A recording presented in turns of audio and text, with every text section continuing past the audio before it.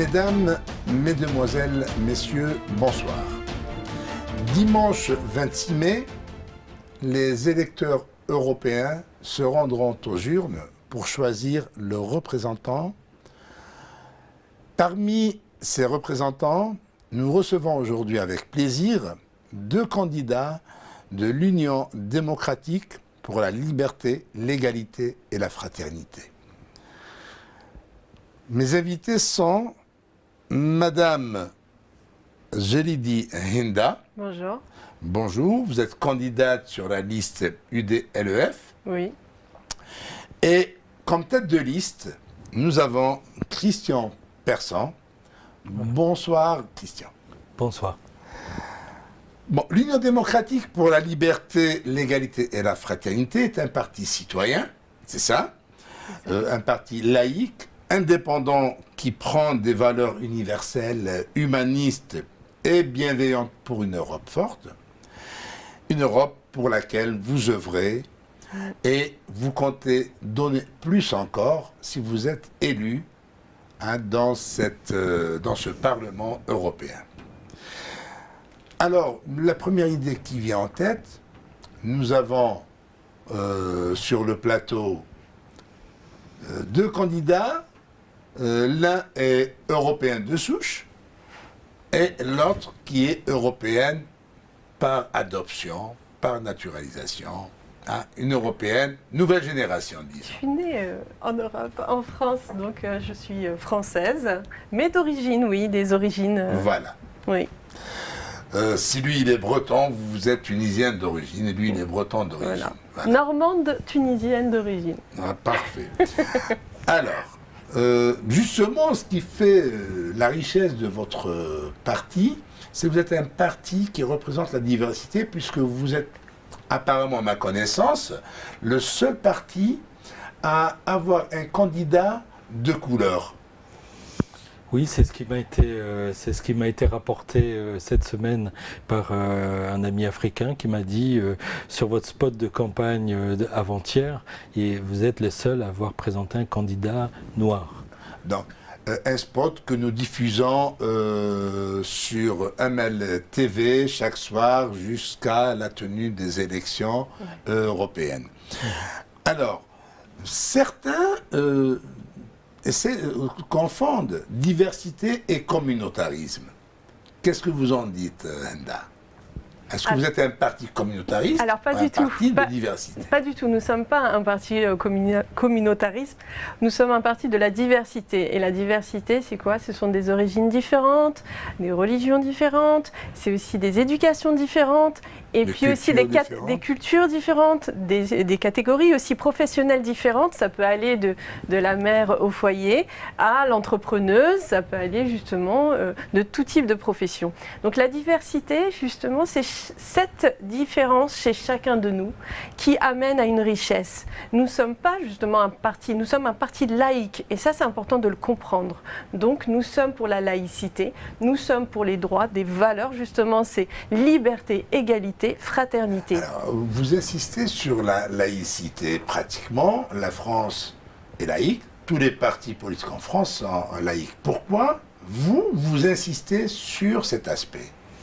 Il faut reprendre un peu l'histoire de notre parti. Donc l'UDLEF a été créé par un Français d'origine marocaine qui a extrêmement bien... Et qui est lui-même le président de ce parti. Et qui est le président de ce parti. Vous donnez le nom, s'il vous plaît? Bien entendu, je suis très fier de l'avoir suivi dès le début. C'est Monsieur Ahmed Larkim, qui a, je crois, 3 diplômes d'ingénieur en aéronautique, qui a une très belle carrière dans l'industrie en France, chez Airbus. Il a travaillé également chez Boeing, il a travaillé dans l'industrie nucléaire, et donc Ahmed nous rappelle ses origines en France. Lorsqu'il est arrivé, il a même séjourné dans les foyers de la Sonacotra pour être aujourd'hui parmi les cadres supérieurs d'Airbus.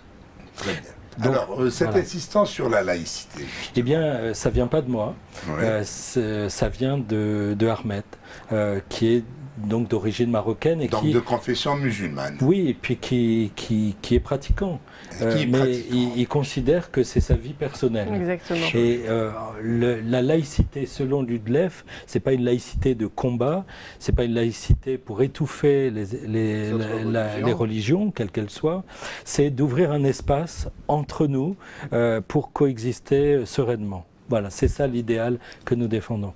Alors, outre cet aspect qui marque de manière bien claire Ludleff, vous avez aussi l'aspect sur lequel vous insistez, la parité homme-femme. Alors, oui, Ina, exactement. Justement, on est pour cette parité homme-femme, c'est-à-dire l'égalité des salaires, parce que c'est normal. Dans la même profession, on voit justement qu'un homme et une femme n'ont pas le même salaire. Et on se pose des questions de savoir pourquoi. Donc aujourd'hui, à Ludleff, on se bat justement pour qu'il y ait cette égalité qui est normale. Aujourd'hui, on ne se comprend pas pourquoi la femme doit montrer plus pour être payée au même niveau que l'homme. alors ce problème de salaire, de rémunération, qui se pose en France, nous sommes en 2019, la femme est toujours inférieure à l'homme en matière de salaire. D'où ça vient Je peux me permettre Bien sûr. une tentative d'explication. ouais. Oui, voilà. C'est-à-dire, je suis aussi chef d'entreprise. J'ai environ 120 salariés, parmi lesquels il y a des femmes. Et il est bien évident, je pense à une jeune doctoresse que j'ai accueillie dans la société pendant un certain temps et qui est docteur à l'école polytechnique féminine. Et cette personne, à un moment, elle a eu un bébé. Et quand elle est revenue, le centre de gravité dans sa vie personnelle, elle s'est déplacée et son enfant est devenu plus important que la science de l'informatique qui était avant vraiment le cœur de sa vie. Oui, mais est-ce que son rendement a baissé ? Nous nous sommes gentiment séparés, c'est-à-dire elle est devenue prof dans une université privée qui lui permettait, selon ses propos, d'équilibrer sa vie personnelle. Voilà.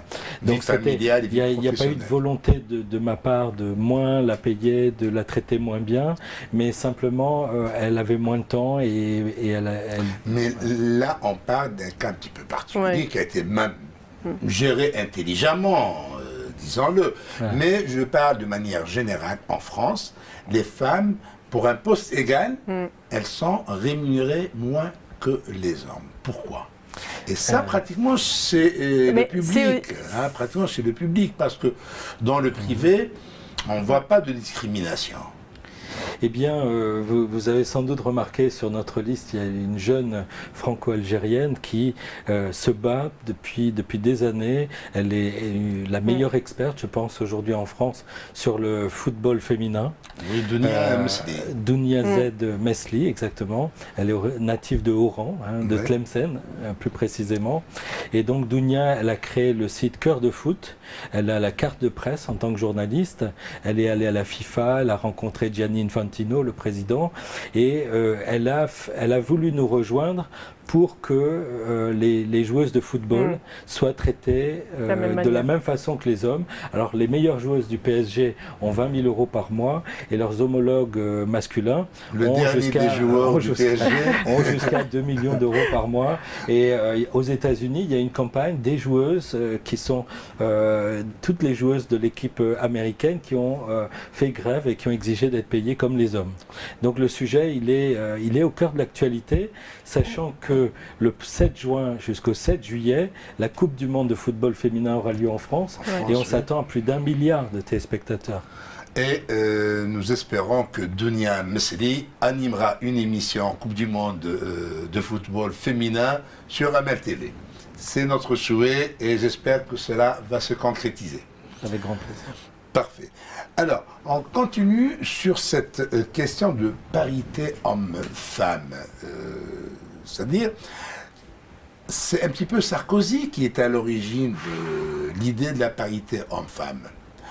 Alors, finalement, on est un petit peu forcé de mettre sur des listes électorales des femmes, même si elles ne sont pas intéressées, même si elles n'ont pas grand-chose à apporter, mais on est en quelque sorte obligé de mettre des femmes sur des listes électorales. Il faut savoir que moi, en tant que femme, je suis une femme engagée. Je ne suis pas là juste pour faire... le décor. Exactement, je ne suis pas un décor. Je suis là, je m'exprime, j'ai mes idées, qui sont des idées, comme le parti, des idées humanistes, des idées justement pour l'égalité, des idées bienveillantes. Et ça, c'est quelque chose de très important. Donc, on a notre mot à dire. Il faut savoir aussi que la femme, elle s'est toujours battue pour ses enfants, pour l'éducation. Et pour revenir justement à cette parité, ce problème d'égalité de salaire entre hommes et femmes, c'est une question juste d'éducation. Parce que la femme, avant, elle ne travaillait pas. La femme, elle était à la maison, elle s'occupait des enfants. Aujourd'hui, dans le monde moderne, la femme, elle s'occupe des enfants et elle travaille en même temps. Donc c'est très difficile, justement, dans cette vision un peu... je ne vais pas dire de macho, non, mais cette vision masculine de laisser de la place à la femme et de se dire voilà, que la femme a la même valeur que l'homme. Donc là aussi, c'est un réel problème d'éducation, mais qui est ancré depuis longtemps. Donc c'est à nous de faire valoir nos droits, mais aussi de dire nous aussi, eh bien, on existe et on a une plus-value. Et notre plus-value, on peut faire en sorte que justement votre entreprise, elle augmente son chiffre d'affaires par notre efficacité. Et on a le droit d'avoir le même salaire qu'un homme. Ce n'est pas être contre l'homme, je suis bien d'accord. C'est juste une question d'égalité et d'être juste. C'est-à-dire demander à l'autre de reconnaître la complémentarité homme-femme. C'est exactement ça, vous avez dit le terme, la complémentarité homme-femme. Autre axe de votre programme électoral, l'éducation. D'ailleurs, on a entendu parler d'éducation Henda. Alors, qu'est-ce que vous apportez de plus en matière d'éducation? Parce que c'est un vaste chantier quand même. Bien sûr. Alors, il est trop vaste pour moi tout seul, donc je ne pense pas avoir l'énergie ou la compétence pour l'expliciter dans toutes ses composantes. Simplement, on a un intérêt aussi très fort pour le projet actuel, bien connu, qui s'appelle Erasmus. Oui. On a été les premiers à envisager de promouvoir sur l'ensemble du continent africain un projet qui serait Erasmus Afrique, qui consisterait en fait à prendre sur les 300 milliards d'euros dévolus à l'aide au développement, environ 10% qui iraient à un projet d'Erasmus intra-africain. C'est-à-dire que le but est de former, d'encourager individuellement des centaines de milliers de jeunes de tous les pays d'Afrique à étudier dans d'autres pays africains. Créer un sentiment d'appartenance continentale et d'apporter une aide individuelle et non plus seulement des aides massives à des chefs d'État pour que ça redescende. C'est de s'adresser aux individus eux-mêmes, au Sénégal, au Mali, au Cameroun, en Afrique du Nord, en Algérie, en Tunisie, et de renforcer les compétences des uns et des autres. Alors, amener des Européens à aller étudier en Afrique, c'est quelque chose de nouveau. Mais vous ne pensez pas que c'est un pari difficile à tenir? J'ai pas parlé. C'est pour les Africains. Pour les Africains eux-mêmes. Eux-mêmes, exactement, au niveau de. C'est-à-dire que, en fait, notre parti est afro-optimiste. C'est-à-dire qu'on a il y aurait quelque chose comme 1 milliard de cartes SIM en Afrique, y compris en Afrique subsaharienne. Le Nigeria, il y a 2 ans, s'est équipé du premier TGV continental africain, avant le TGV dont on a beaucoup parlé au Maroc. Donc, il se passe énormément de choses sur le continent. Nous, on a une ambition qui est assez importante. Vous voyez, la France, je peux faire on peut faire une petite critique à l'égard de nos dirigeants qui aimeraient traiter d'égal à égal avec les dirigeants du Togo, par exemple. Donc évidemment, c'est un géant contre un pays encore modeste. Donc, on ne peut même pas le qualifier d'émergent, de pays émergent. Oui, voilà. En tout cas, il y a une disproportion qui fait qu'il n'y a pas d'égalité dans la négociation. C'est écrasant ans pour le partenaire togolais. Donc l'idée qui est la nôtre, hein, c'est plutôt que l'ensemble de l'Union européenne s'adresse à une fédération d'États européens, d'États africains, pardonnez-moi. Et donc l'idée, c'est de drainer au niveau des fédérations d'États, peut-être sur une dizaine d'années, des centaines de milliards d'euros pour mettre en place des travaux d'infrastructure. Pourquoi pas demain un TGV de Alger à Johannesburg et puis d'est en ouest, et des infrastructures dans le domaine de l'électricité, le traitement des déchets ménagers, de l'eau usée. C'est pas acceptable de traverser une capitale africaine comme je l'ai fait récemment et de découvrir une décharge publique à ciel ouvert au milieu d'habitations. Donc il y a d'énormes travaux à faire. Nous, on considère que c'est formidable d'accueillir des gens d'origine africaine en Europe, mais si la population du Nigeria atteint, comme on le pense, les 500 millions de personnes dans quelques années, eh bien on n'y arrivera pas. Donc la solution, c'est soit d'aider des Africains à venir en Europe, c'est bien, mais si on peut amener les conditions de vie de l'Europe en Afrique, je pense que ça sera... Il y a beaucoup de gens qui seront très heureux de profiter du plaisir de vivre en Afrique, sur la terre de leurs ancêtres, sans être poussés par la misère à traverser la Méditerranée. Absolument. Alors justement, la relation Europe-Afrique a toujours été dominée par une relation dominant à dominer. L'Europe, pas uniquement la France, la Grande-Bretagne, le Portugal, l'Espagne, l'Italie, sont des pays où étaient plutôt des pays colonisateurs. Aujourd'hui, bon, la colonisation prend d'autres formes, ce qu'on appelle le néocolonialisme. Est-ce que vous avez un petit peu conscience dans votre parti de cette relation et surtout de cette méfiance qui marque la relation euro-africaine? C'est-à-dire quand vous allez vers un Africain avec un projet aussi beau soit-il, il reste toujours méfiant. Votre projet Erasmus, dans l'esprit de certains, c'est un petit peu, voilà, on vous aime bien, mais chez vous. D'accord, ne venez pas chez nous, vous avez besoin d'étudier, on vous ramène le savoir chez vous, restez chez vous. Ça peut être perçu sous cet angle par pas mal de gens. Oui, mais c'est là où justement il y a un réel travail de fond à faire au niveau de la communication. La communication, elle est essentielle, la prévention. Parler justement de ce projet, de dire ce projet est un projet justement qui va permettre à des jeunes sans diplôme de se former et de pouvoir justement être fiers d'eux-mêmes. Et là aussi, le travail, il est de se dire, parce qu'on l'a vu avec toute cette vague de migrants qui sont morts dans la Méditerranée, on se dit aujourd'hui, et on les voit au niveau du périphérique, on voit ces tentes de migrants, et c'est là où on se dit, il est important de pouvoir travailler avec l'Afrique et de la considérer, de considérer les Africains, et surtout de guérir l'histoire. Il ne faut pas répéter l'histoire. Là aussi, vous avez parlé justement de colonisation.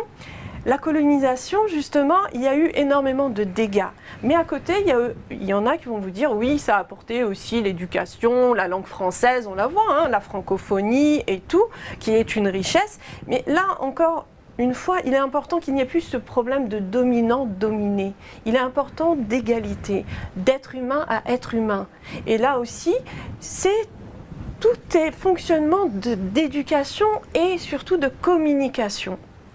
Il ne faut pas prendre l'autre comme quelqu'un qui est en dessous de moi. L'Africain, il n'est pas en dessous de moi parce qu'on est européen. Non, c'est aussi une personne avec un univers, avec une éducation, avec une famille, un environnement que je dois considérer avec bienveillance. Donc là, ce projet, certes, il y aura beaucoup de personnes qui vont peut-être mal le voir, qui vont dire oui, on reste chez nous. Non, pourquoi? Si on donne la possibilité à des jeunes Africains qui ne sont pas formés de se former, d'avoir justement un métier, mais après, en fonction des besoins de l'Europe, là aussi on parlera d'immigration, mais ça c'est un autre débat, on pourra justement faire en sorte par des besoins, si on a besoin, aider ces Africains, faire en sorte, par exemple, à avoir de meilleures conditions de vie, à ne pas rêver d'Europe, plutôt l'Europe va se réaliser chez eux. Exactement, c'est exactement ça. Autant faire en sorte qu'ils aient de meilleures conditions de vie et surtout qu'ils vivent en famille, parce que quand ils quittent leur famille et tout, au moins leur donner des infrastructures, parler d'infrastructures, leur donner de l'emploi, leur donner des connaissances, une éducation, parce que l'éducation est primordiale. On parlait d'éducation. Un peuple éduqué est un peuple fort. Il faut éduquer. Donc c'est un peu l'Europe. L'Europe doit être éduquée pour être une Europe forte. Elle doit être solidaire, mais solidaire d'elle-même, entre eux, mais aussi avec l'international. Alors, éducation, ça veut dire école surtout. Bien sûr. Oui, il y a l'éducation familiale, il y a l'école. Alors, il y a un problème que je souhaite soulever avec vous, qui est très sensible, c'est celui de l'éducation en France, de l'école française. Une école marquée par la discrimination raciale, on dit bien, une discrimination sociale aussi. Hein. Quand on voit que dans les ZEP, hein, c'est-à-dire dans les écoles des banlieues, qui accueillent à 99% d'enfants d'origine immigrée, hein, de la diversité, appelons-les ainsi, ces écoles, bien qu'elles assurent le même programme d'enseignement qu'on trouve dans les autres écoles françaises, mais la qualité de l'enseignement fait que l'élève se retrouve à la fin de son cycle scolaire, disons au baccalauréat, avec un diplôme, baccalauréat, mais qui n'a pas la même valeur que celui d'un lycéen, un bachelier qui sort d'une école ou d'un lycée qui n'était pas dans la banlieue.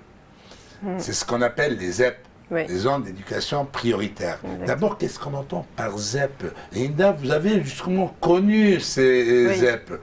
Est-ce que zone d'éducation prioritaire, ça veut dire qu'on donne la priorité à l'éducation et non pas à l'instruction? D'abord, c'est la première question qu'on pose. C'est sûr que c'est très difficile. Et déjà, le mot ZEP en lui-même, on nous met dans une catégorie, dans une zone qui n'est pas valorisante. C'est à la banlieue. Voilà, exactement. Le fait de mettre les gens dans une banlieue, au-delà de la ghettoisation, c'est le bannissement. Ils sont bannis de la société. Banlieue, c'est banni de la société, déjà, en marge de la société. C'est exactement ça. Et déjà, le jeune, lorsqu'il dit « je suis dans une ZEP », déjà, il se sent diminué. Exactement, il se sent diminué et il se sent aussi, il a ce sentiment de discrimination. Maintenant, encore une fois, ça va être propre à chaque individu, chaque jeune. Même si je suis dans une ZEP, puisque j'ai connu la ZEP, même si je suis dans une ZEP, j'ai une motivation, c'est d'avoir mes diplômes et de pouvoir montrer justement qu'on peut y arriver même si on sort d'une ZEP. Mais c'est vrai que c'est difficile parce qu'on doit faire plus d'efforts. Pourquoi amener cet élève originaire de la diversité à faire ce travail sur lui-même, hein, pourquoi ne pas le laisser vivre sa vie comme n'importe quel écolier français, Christian? J'avoue, je suis un peu perplexe, notamment sur la banlieue, dont l'étymologie, effectivement, ça serait le bannissement. J'ai eu un échange au Conseil régional de Lille avec les hauts fonctionnaires territoriaux.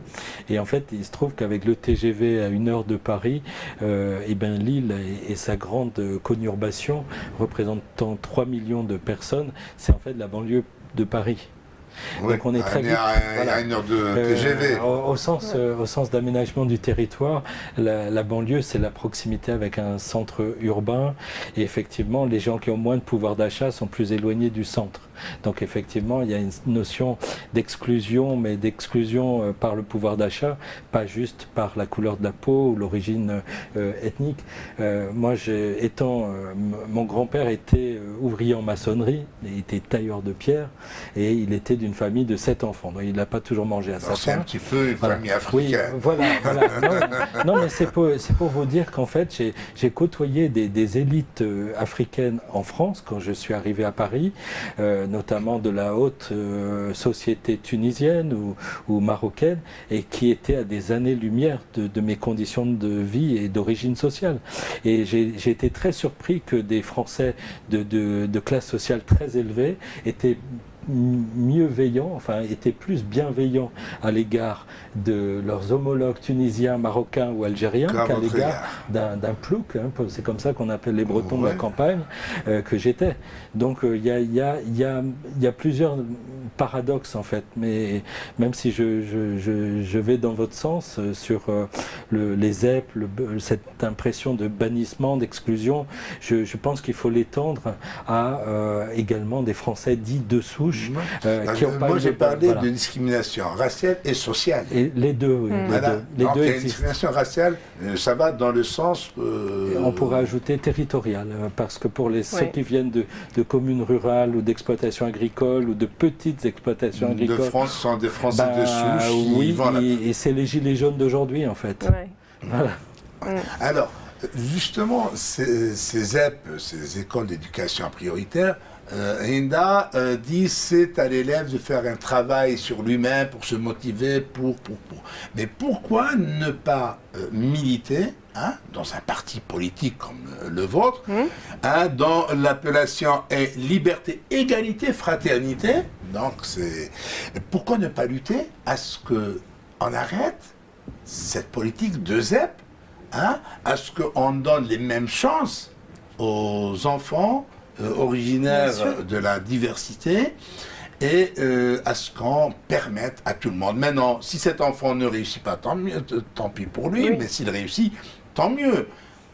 Alors, pourquoi ne pas lutter dans ce sens pour mettre un terme à ces ZEP? C'est une très bonne question et je pense qu'elle est légitime et elle est très intéressante dans le sens où il faut arrêter de mettre le mot ZEP, il faut arrêter justement de mettre dans des catégories des jeunes et leur donner à tous à la fois la même éducation, la même pédagogie aussi et aussi la même motivation au niveau des professeurs. Parce que là aussi, c'est aussi une motivation des professeurs. Malheureusement, on voit aussi une dualité entre l'élève issu de banlieue et le professeur. On voit que c'est très difficile la communication entre eux. Donc là aussi, il y a un travail de fond à faire au niveau de la pédagogie, mais aussi au niveau de la prévention. C'est-à-dire qu'on doit faire aussi des cours qui amènent à connaître l'autre et ne plus le fuir et ne plus le voir justement comme quelqu'un de différent, mais au contraire de se dire c'est une richesse. Et là aussi, c'est de créer des liens de fraternité entre les élèves, entre les professeurs, mais aussi de se dire voilà, il n'y a plus cette catégorie de ZEP, il n'y a plus d'appellation justement qui est une appellation péjorative entre guillemets et qui fait qu'elle va limiter justement l'enfant, le jeune par cette appellation-là. On reviendra sur le sujet juste après la pause.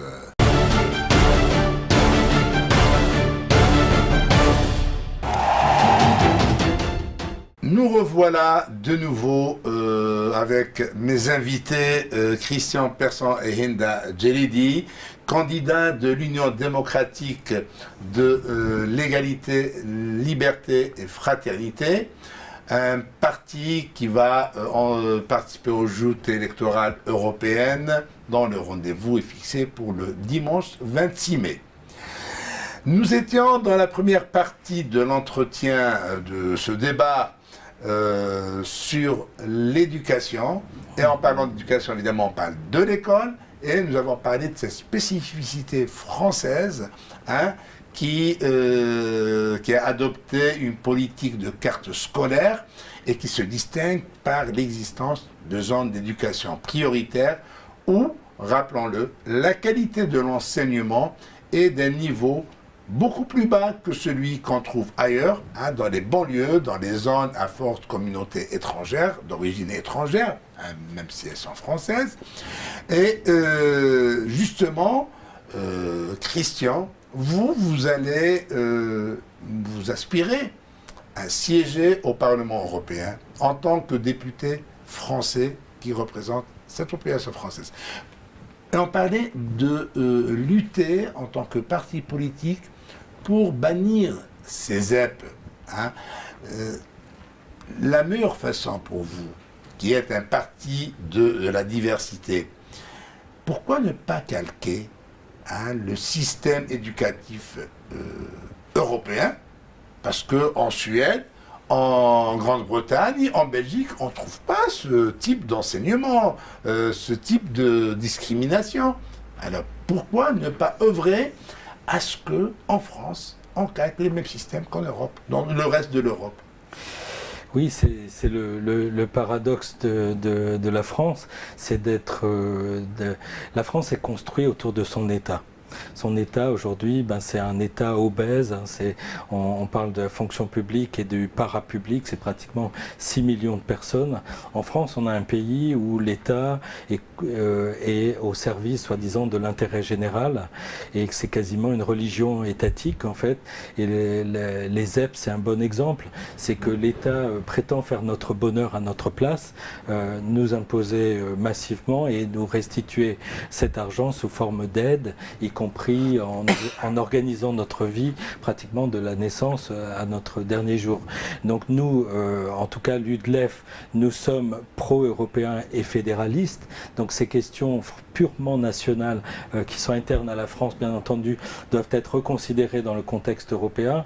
Le contexte européen, c'est quand même un espace qui rassemble plus de 500 millions de citoyens et ces citoyens n'ont pas tous ni la même langue, ni la même identité, ni la même histoire. Moi j'aimerais bien apprendre le polonais par exemple, mais j'avoue que c'est un peu hors de ma portée, bien que je parle un peu la langue coréenne, l'anglais, l'allemand. C'est difficile. L'anglais, bon ça va, mais par contre le polonais c'est beaucoup plus facile, comme on dit, d'objet, yakshimash. Voilà, le Suisse de Genève et puis le belge, ça se tient aussi, sauf si on évite le flamand. Donc les problèmes purement français peuvent être en grande partie résolus au niveau de l'Union européenne. Ensuite, permettez-moi, Monsieur Aboud, de reprendre votre propos, mais nous ne serons pas des citoyens ou des députés français au Parlement européen, mais des députés européens d'origine française pour le coup. Et donc, effectivement, nous avons choisi, nous, UDLEF, d'être candidats à ces élections européennes parce que, justement, le Parlement français a perdu de son importance. La plupart des lois qui sont votées à l'Assemblée nationale en France sont en fait l'enregistrement de lois, de directives qui ont été prises à un autre niveau, au niveau communautaire. Alors justement, il faudrait bien que les gens comprennent une chose, la différence entre une élection législative française et une élection européenne. La différence entre le Parlement européen et le Parlement français. Un Parlement national, qu'il soit belge, espagnol, italien, mais parce que beaucoup de gens semblent désintéressés en quelque sorte quand il s'agit d'élections européennes. Exactement. Exactement. Les dernières élections, c'était en 2014. Il y a eu 20 millions de votants sur 40 millions d'inscrits, c'est-à-dire un taux d'abstention absolument énorme. Donc, les gens n'ont pas conscience, les électeurs, pardon, donc les gens qui sont inscrits sur les listes électorales, que leur destin se joue au niveau européen.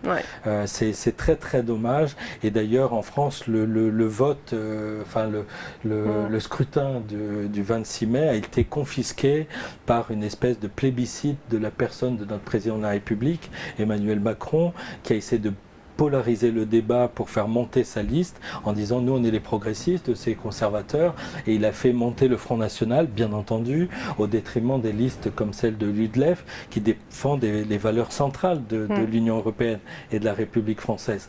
Donc nous sommes la liste de la diversité, mais plus que ça, nous sommes la liste la plus légitimiste, la plus légaliste qu'il soit, puisque nous on renforce des principes fondamentaux. Alors, ces principes fondamentaux, on les retrouve également chez d'autres partis politiques.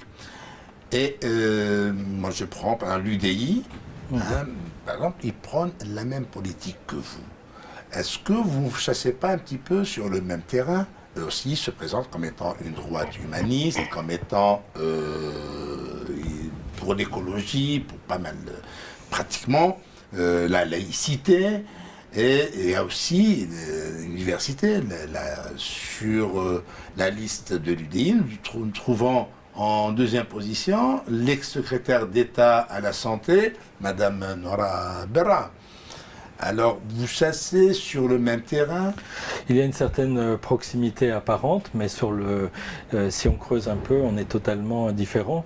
D'abord, ce que Enda vient de nous dire à l'instant, nous sommes tous de la société civile, donc on a tous un travail qui nous accapare, et le temps pris pour cette campagne électorale et du temps pris sur notre repos. Vous avez cité l'ancienne secrétaire d'État, bon c'est très bien, mais la France est faite de professionnels de la politique, de professionnels de la haute fonction publique qui s'accaparent à peu près tous les mandats et qu'on retrouve à toutes les élections. Donc bien sûr, on est un peu sur le même axe, simplement le président de notre parti, lui, sait de quoi il parle puisqu'il s'appelle Ahmed Larkim et il nous a donné un certain nombre d'idées auxquelles on a adhéré ensuite. Et puis il faut savoir une chose, c'est que nous sommes tous des individus uniques avec des vies différentes et aussi en fonction de nos positions, notre éducation. Et là encore une fois, moi je dis toujours, l'autre n'est pas mon opposant. Maintenant, chacun est libre d'exister. Comme notre parti, l'UDLEF, est libre d'exister, nous avons certes des idées humanistes et tant mieux qu'il y ait plus de partis politiques humanistes et des listes justement indépendantes humanistes parce que l'Europe d'aujourd'hui a besoin d'être humanisée. Elle a besoin justement de valeurs. Elle a perdu ses valeurs. L'Europe a besoin d'être forte. Malheureusement, les pays qui justement composent cette Europe sont la plupart du temps désunis. On le voit avec ce qui s'est passé avec le Brexit et plein d'autres choses aussi, de conflits internes qu'on ne nous dit pas, mais il est important, si réellement nous voulons que l'Europe devienne forte, eh bien il faut cette vision humaniste de rassemblement. Et alors, ça c'est très important. Pour revenir à l'élection de dimanche, on voit bien que, comme l'a bien souligné tout à l'heure Christian, il y a un taux d'abstention très important, un désintérêt. Il y a des partis politiques nationalistes qui, eux, prêchent tout le contraire de ce que vous avancez, donc ils sont anti-Europe, carrément. Et pourtant, pour le citoyen lambda, si on parle de ce citoyen lambda, l'Europe, c'est un petit peu la santé, parce que ça permet aux Français d'aller se soigner dans les mêmes conditions qu'en France, avec la même aisance dans n'importe quel pays d'Europe, de téléphoner de n'importe quel pays d'Europe avec son forfait français, parce que c'est ça l'Europe. Autre chose, il y a pas mal. La monnaie, il n'a pas besoin d'aller changer sa monnaie une fois qu'il arrive dans un pays de l'espace Schengen. Maintenant, c'est vaste, cet espace Schengen. Mais les gens ont tendance à oublier cet aspect-là qui est dans leur intérêt.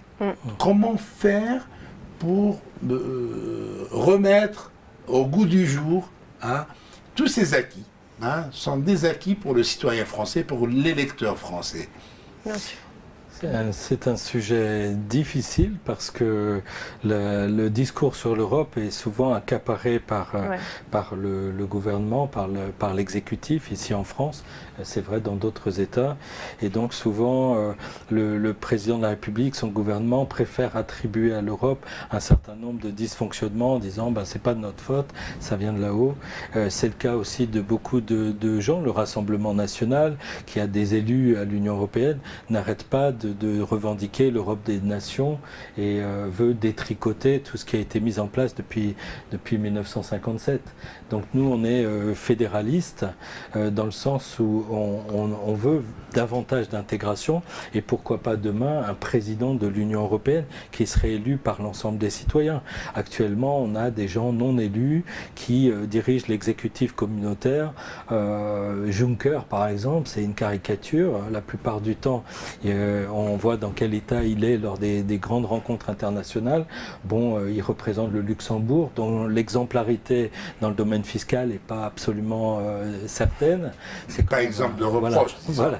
Voilà. Et donc, non, il serait temps que le couple franco-allemand qui structure la construction européenne laisse la place à de nouveaux entrants, à plus de citoyenneté, plus de société civile et moins de technocratie, et peut-être qui ont tendance à étouffer le Parlement européen.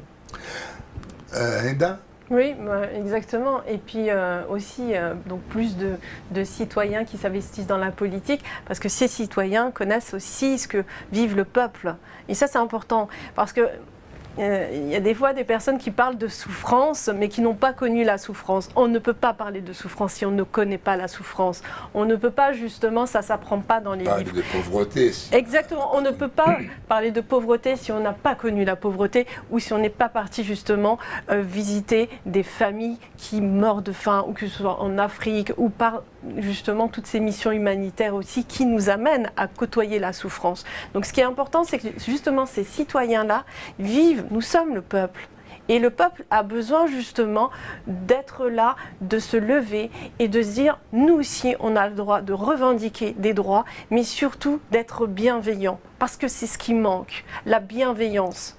Donc d'où la nécessité d'ouvrir les portes des différentes instances élues à ceux qui viennent d'en bas, et limiter un petit peu l'accès aux professionnels de la politique, comme les appelle Christian.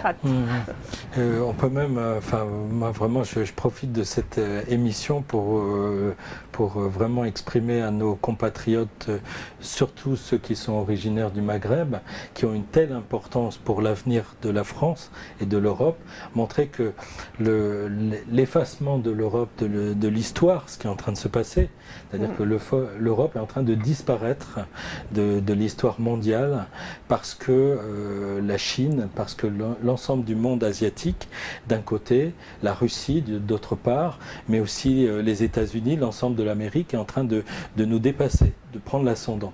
Donc cette élection est d'une importance majeure, non seulement pour l'Europe, qui a intérêt à se retrouver et à se ressaisir, et également pour l'ensemble du Maghreb et aussi de l'Afrique.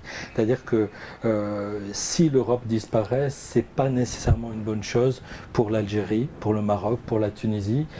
Beaucoup de Français sont originaires de ces pays, mais la question va bien au-delà de ça. Moi, je considère que l'Europe, dans son, le projet européen est aussi un projet euro-méditerranéen. Donc voilà, et si on ne fait rien, le risque c'est que demain on parle tous chinois, ou si on ne le parle pas très bien, on va devoir servir nos nouveaux maîtres qui sont en train de préparer les 200 années qui viennent à Pékin. Je crois que c'est c'est lointain, mais en parlant de population maghrébine, en parlant de communauté maghrébine en France, de beaucoup de Français qui sont d'origine maghrébine et qui sont nombreux à nous regarder, ça constitue un petit peu un terreau pour vous, un terreau d'électeurs pour vous, en tant que parti de la diversité.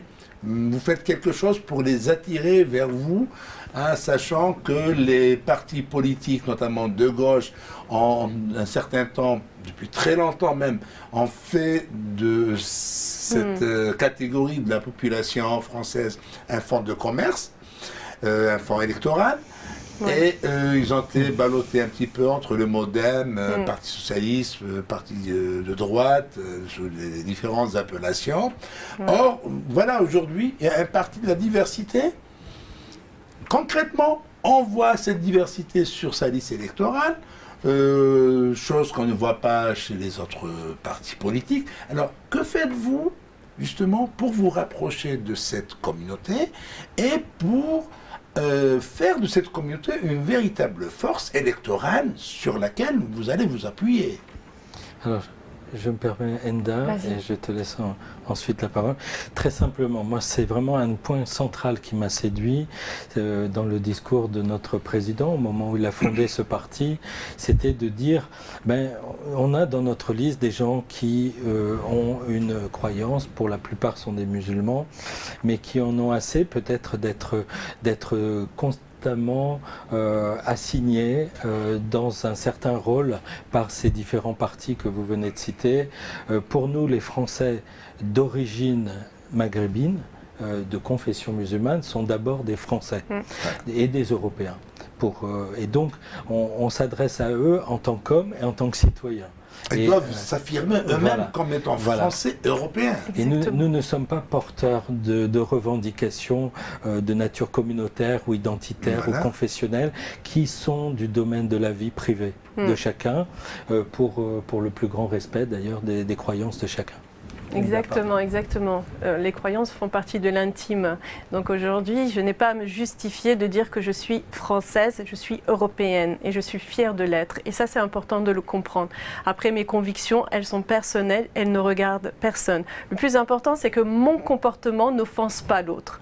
Donc certes, c'est un parti de la diversité. On n'a pas besoin d'arguments pour attirer vers nous, justement, les populations maghrébines, enfin d'origine maghrébine, africaine en général, ou même de tout type d'origine, puisque c'est la diversité.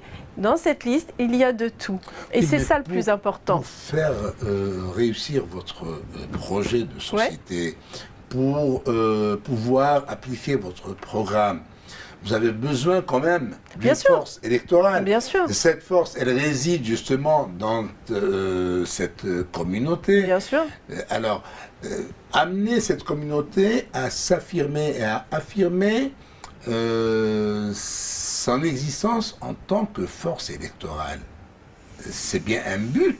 Bien sûr, c'est un but. Et justement, c'est là où notre liste, qui est issue de la diversité, peut être un exemple pour notre jeunesse et aussi pour toutes ces familles. Parce que nous sommes d'origine un tel ou un tel. Donc le fait déjà qu'ils voient au niveau de notre liste toute cette diversité fait déjà qu'ils vont se reconnaître. Ça va aussi les motiver à participer à la vie politique. Alors, est-ce qu'il y a un travail qui est fait de manière directe? C'est ça, parce que quand on mène une campagne électorale, on va vers les électeurs. On va vers les électeurs. Alors, est-ce que vous avez un programme qui va dans les banlieues, où vous animez des meetings, où vous animez des soirées, des dîners, c'est comme ça que se fait une campagne électorale.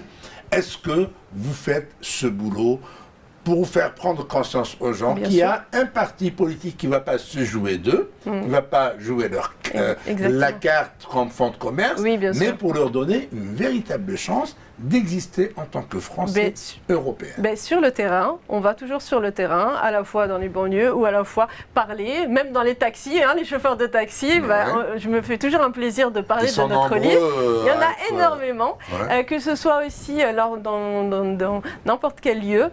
On parle de cette liste, justement, de cette liste de la diversité. Il faut communiquer, mais communiquer sur le terrain. Et ça, c'est quelque chose de très important. Et les gens apprécient, parce qu'aujourd'hui, ils ont perdu confiance en la politique. Quand on parle justement, quand on parle avec les gens, ils disent « Ah non, non, non, la politique, c'est bon, vous êtes tous des menteurs, on ne veut plus de ça. » Mais lorsqu'ils apprennent à nous connaître, ils disent « Ah, c'est intéressant. » Mais c'est parce que on aime les gens et parce qu'on ne veut pas mentir aux gens. C'est-à-dire qu'on ne va pas faire des promesses en l'air. On ne va pas dire oui, vous allez avoir ceci et cela. Non, c'est difficile. L'économie aujourd'hui, c'est difficile pour remonter le pays. Nous vivons dans un pays où il y a de plus en plus de précarité, où il y a de plus en plus de gens en souffrance, de plus en plus de suicides. Et on le voit. Il y a énormément d'inégalités. Et ce qui est important justement, c'est de les amener avec la confiance, de parler avec eux. Je suis pareil que vous. C'est pas parce que je fais de la politique que je suis différente, que je suis meilleure que vous. Non, je suis comme vous. Et nous sommes égaux. Et ça, c'est important. Et ne jamais faire de différence entre une mère de famille ou une femme, par exemple, qui aura fait Bac+10. Non. C'est pas le métier en soi qui fait la richesse d'une personne ou sa valeur, mais c'est son cœur et c'est son fonctionnement d'être. C'est-à-dire, vous brassez large, c'est toute la société. C'est tout le monde. Telle quelle. Exactement. Et c'est pour ça que dans votre programme, au chapitre du social, vous accordez aussi une importance très marquée des familles monoparentales et de l'handicap. Exactement, ça nous tient vraiment à cœur parce qu'il y a de plus en plus encore de divorces et de femmes ou d'hommes qui élèvent seuls leurs enfants et qui sont dans ces situations de précarité, des situations très difficiles. Et ce qui est important justement, c'est qu'ils n'arrivent pas à joindre les deux bouts. Et là aussi, il y a eu des cas de suicide collectif entre les parents, enfin entre la mère ou le père qui élève seul les enfants, et ça c'est inadmissible. Il y a aussi la question de l'handicap. On voit aussi de plus en plus de familles avec des enfants autistes, de plus en plus d'autistes, et ça aussi c'est inadmissible que ces familles-là soient en train de galérer, ou par exemple pour faire des thérapies alternatives doivent aller dans un autre pays. Donc là aussi il est important qu'ils puissent avoir un suivi, une aide à la fois beaucoup plus importante, que ce soit aussi financière, mais aussi au niveau de l'éducation, du social et de l'écoute et de l'accompagnement vers ces enfants en situation de handicap. Donc là aussi, c'est quelque chose de très important. Il ne faut pas dire l'handicap, il est différent de moi. Nul n'est à l'abri de l'handicap. C'est-à-dire qu'un accident, je peux aussi être dans cette situation d'handicap. Fais aux autres ce que tu veux qu'on te fasse à toi-même. Ça, c'est une politique très importante. Et c'est un slogan très humaniste aussi. Là, pour des humanistes, c'est normal, c'est normal. Et c'est très important, voilà. Alors, là, en parlant d'handicap, en parlant de social, le social, ça va de pair avec la santé. Oui. Ça va de pair avec la santé. Quelle est Oui, votre donc pensée vous lui accordez une importance aussi dans votre programme électoral. Sur la question de la santé. Parce que la santé en Europe, c'est un petit peu, il y a un acquis, c'est qu'un Français peut se soigner dans n'importe quel pays d'Europe avec la carte européenne de santé. Donc, qu'est-ce que vous comptez apporter de plus? Déjà, c'est dans la continuité de ce que je disais sur la notion de banlieue tout à l'heure. On a cet État en France qui, surtout depuis les institutions de 1945 avec la Sécu, prend la moitié de ce que gagnent tous les Français pour le restituer avec la Caisse nationale d'assurance maladie, la Caisse d'allocation familiale, la CNAV, etc.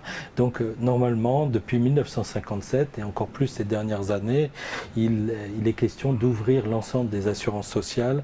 Moi, je suis favorable à ce que l'on distingue au niveau de la sécurité sociale un pôle solidarité, doit être prise en compte et prise en charge par l'État avec l'argent des impôts, c'est fiscal, et puis un pôle assurantiel qui doit être ouvert à la concurrence sous le contrôle vigilant des autorités, mais en tout cas pour le meilleur service, pour que ce soit moins cher.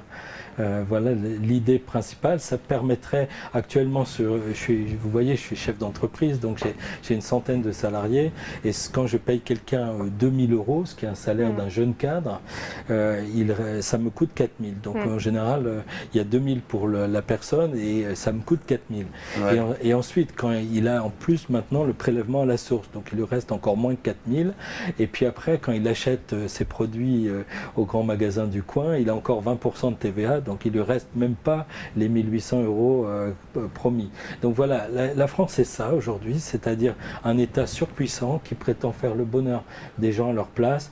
Donc déjà je suis comme ma colistière, Enda, je crois en la personne humaine, je pense qu'on ne peut pas faire le bonheur des gens à leur place. Ouais. Simplement le rôle de l'État doit être un rôle modeste. Oui, mais là, pour ce qui est de la France, pourquoi, dans la mesure où nous sommes dans une Europe unie, pourquoi ne pas calquer carrément le même exemple qu'on trouve, le même système sanitaire, éducatif, économique qu'on trouve ailleurs? Pratiquement, il n'y a qu'en France où on donne la moitié d'un salaire, pour ne pas dire le double, parce que je paye un salarié à 2000 €, je dois donner 2000 € à l'État. Et cela ne se passe pratiquement qu'en France. Quand vous dites aussi le salarié qui va voir encore le prélèvement à la source, et puis va laisser 20% TVA, la TVA, elle revient pour les entreprises, mais pour le citoyen, elle n'est pas récupérable. Alors, pourquoi ne pas œuvrer à ce que la France adopte, elle aussi, ce qui se passe chez les autres, sur les autres pays européens? Je suis tout à fait d'accord. En tout cas, ça ne viendra pas. Il y a d'autres pays auxquels on peut penser, mais en tout cas, il y a des transformations qui viennent difficilement de l'intérieur. Elles sont plutôt, hélas, imposées de l'extérieur. Et dans le cas de la France, le système un peu rigide, comme ça, il y a peu de chances qu'il se transforme de l'intérieur. C'est comme l'Union soviétique à une certaine époque. C'est sous la pression de l'extérieur. Actuellement, la pression de l'extérieur en France, c'est les traités de l'Union européenne. Donc c'est l'Europe qui est peut-être la chance incroyable de la France, c'est que la France va changer grâce à l'Europe, parce qu'elle a signé des traités qui l'engagent, donc la France va changer, elle n'a pas le choix. Et deuxième point, c'est parce qu'on a une dette, aujourd'hui une dette publique qui est égale à 2000 milliards d'euros, voire plus, et cette dette-là, elle est financée en grande partie par nos voisins allemands, et donc au bout d'un moment, les créanciers ont des inquiétudes, et dans ce cas-là, ils mettent la pression sur le débiteur pour qu'il accepte de changer. Donc pour aller dans votre sens, ça va changer, mais un peu hélas dans la douleur, je pense. Alors, espérons que le changement se fasse dans le bon sens et que vous soyez parmi les facteurs du changement, que vous soyez porteur de changement. Hélas, notre émission arrive à son terme. Le débat était vraiment très intéressant. J'espère vous accueillir une nouvelle fois sur le plateau d'MLTV avec d'autres partis. Hier, j'ai reçu Nora Berra. Demain, il y aura d'autres partis. MLTV est ouverte à toutes les tendances politiques et à toutes les familles politiques. Je vous remercie, Christian Persson, Henda Gelidi. Merci. Je vous remercie de votre présence. Merci de nous avoir suivis, amis téléspectatrices, téléspectateurs, et à un prochain rendez-vous élection européenne.